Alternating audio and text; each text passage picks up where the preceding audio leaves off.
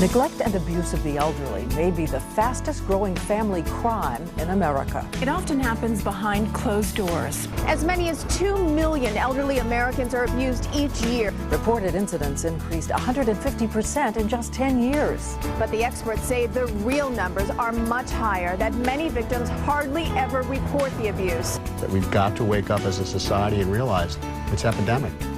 Punched me and kicked me. He's 38 years old and I can't help him anymore.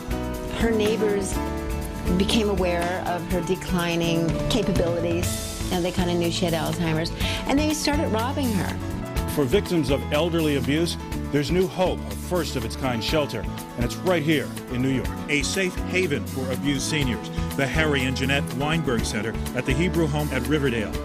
Sophia has found the peace she couldn't find with her own family here at the Hebrew Home, which provides shelter for the abused elderly. Now there is a new program to expose abuse of the elderly and train people who interact with seniors how to spot the warning signs. In sessions like this at a West Side apartment building, they are training the city's doormen to identify older people who may be in trouble.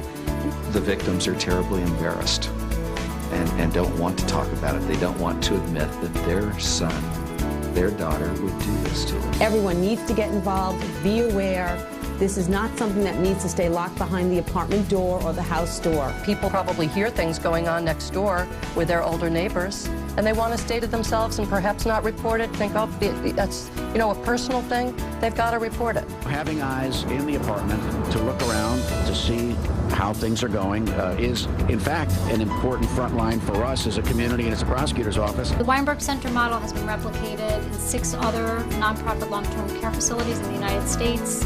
We're working on a few more, and we hope that in 10 years there'll be 50, and then maybe, all long-term care facilities will be shelters.